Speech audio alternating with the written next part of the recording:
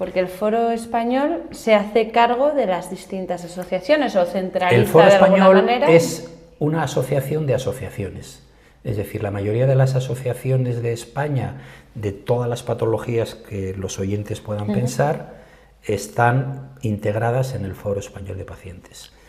La función del Foro Español de Pacientes es trabajar por, evidentemente, la mejor calidad de vida para todos los pacientes, trabajar en el tema de participación como interlocutor con las administraciones, con el ministerio, con las consejerías y luego en todas aquellas temáticas de tipo transversal. Vale. Hablando de cronicidad, de atención primaria. Cuando alguien nos reclama para hablar sobre alguna patología, nosotros lo que hacemos es comunicarlo a nuestros socios, que ellos son los expertos de esa patología. Entonces, de alguna forma, somos ese interlocutor generalista de todas las organizaciones, ¿no?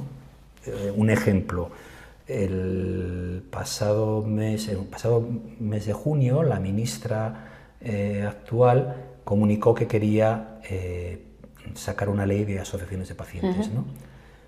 O cuando nombran a la propia ministra, bueno, pues las primeras personalidades que acuden, una de ellas sois vosotros. Va el presidente de la OMC, vamos nosotros como presidente de los pacientes y tal, ¿no? Entonces, hacemos un poco esa unión de aquellos aspectos comunes de todas las organizaciones de pacientes, ¿no?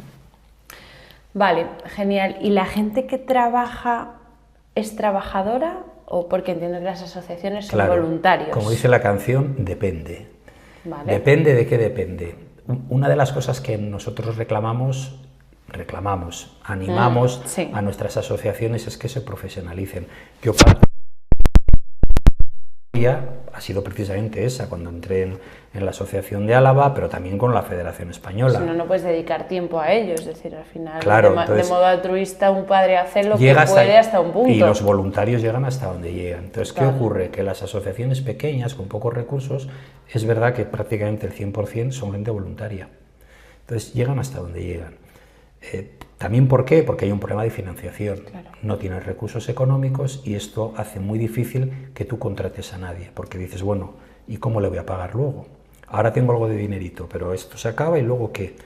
Entonces, lo que nosotros estamos intentando es ver cómo podemos animarles a que se profesionalicen. ¿Por qué? Porque al final, desde mi punto de vista, somos un agente más del sistema sanitario. Total. Entonces, nuestro trabajo es estar con las sociedades científicas, en la enfermería, con los ministerios, con los grupos políticos, bueno, absolutamente con todo el mundo.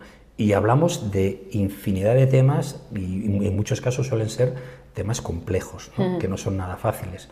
Entonces al final tú necesitas una responsable de comunicación, necesitas personal administrativo, necesitas un gerente o una gerente, o sea, necesitas y una estructura, ¿no?, empresarial de algún modo. Aunque sea mínima, pero... Sí. Y luego aquellos puntos donde no acabas de cubrir, pues tiras de esa parte del voluntariado, ¿no? ¿La financiación de estas cosas de quién depende? Esa también es otra canción. Es decir, volvemos a la misma canción.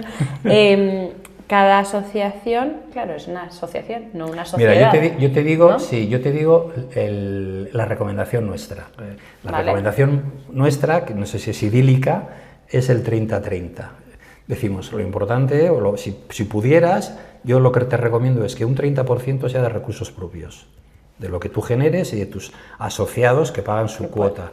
Otro 30% que venga de la industria y el otro 30% que venga de financiación pública. Vale. Claro, ¿la realidad cuál es? Socios, pocos. De hecho, creo que es el 3% de todos los pacientes que hay en España son los que se asocian. O sea, tenemos un margen de mejora del 97%, ¿no? Entonces, ahí hay pocos recursos. De la industria, pues si tienes algún proyecto, pues igual consigues algo de financiación. Y luego de la parte de financiación pública, pues es muy complicado, porque si no tienes una discapacidad es muy difícil llegar a esa financiación pública. Y al final no te acaba... ¿Cuál es la realidad del mundo de las asociaciones? Pues que es un movimiento pues muy vulnerable, frágil y con muy pocos recursos. Como los propios pacientes. Bueno, también, sí. Has dicho una cosa muy chula y retomo antes, para mí genera gran impacto y ya es algo personal, ¿no? el impacto que tiene la enfermedad, no solo en el paciente, sino en su entorno, y creo que cuando nos olvidamos del entorno de un paciente, nos olvidamos del paciente. Y has dicho, cuando a mi hija le dan un diagnóstico, para mí es un huracán.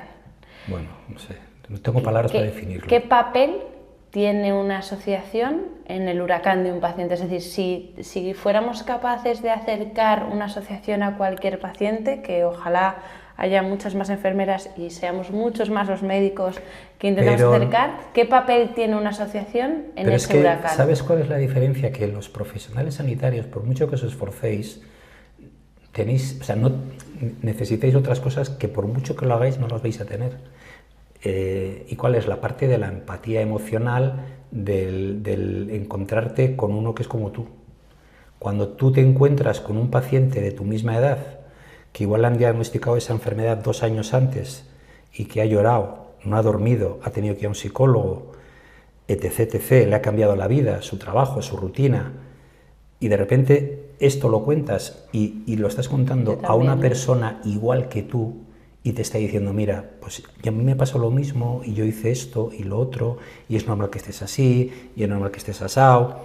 Eso no lo pueden facilitar, no lo pueden dar. Por mucho que nos esforcemos. Tú le puedes dar todo el cariño, pero el estar con un igual que tú, eso es muy complicado, porque es que la enfermedad, yo siempre digo, en el momento que tú sales de la consulta, sales por el pasillo y llevas y son 24 horas al día, y son las navidades, son las vacaciones, son los colegios de los niños, es tu trabajo, y vas con esa mochila todo el rato.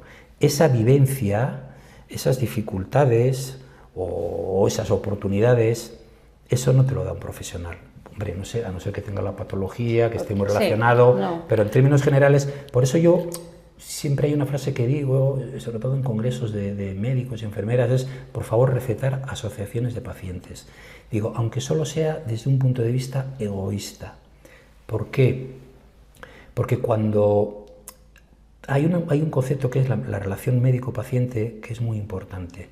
O sea, si tú quieres tener un paciente implicado, que entienda, que te pregunte, necesitas que de alguna forma se implique, ¿no? Y muchas veces lo que hacemos es lo que nos dice el médico, sí señor, y te vas.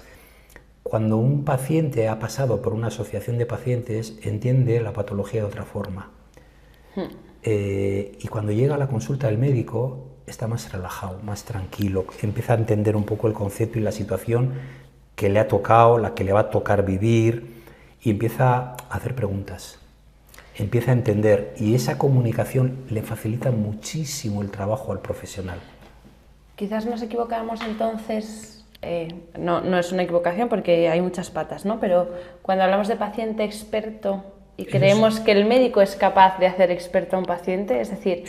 El médico puede ser un experto en la patología, en el diagnóstico, en el tratamiento, pero la parte social nunca va a poder ser. O sea, al final, yo cuando te digo que a mí lo que me cambió la vida fue ver a unos niños corriendo por un pasillo y yo no hablé con nadie.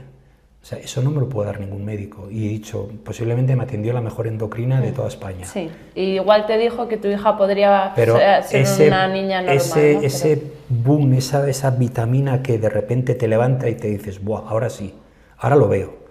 Ahora sí que, a pesar de todo lo que me ha dicho la enfermera, que no te preocupes, a pesar de todo lo que me ha dicho mi endocrina, el hecho de ver a una niña como mi hija corriendo por un pasillo es que efectivamente mi hija va a tener una vida completamente normal. Y eso te da la fuerza, el ánimo, la ilusión, las ganas de continuar, de cuando llegas luego a la consulta, ahí sí que le empieza a preguntar, empieza a entender la diabetes o cualquier otra patología, le empieza a preguntar cosas que igual antes no me atrevía, porque no hay que olvidar una cosa, y es que los pacientes estamos en una situación, cuando ya nos diagnostican la enfermedad, vulnerable.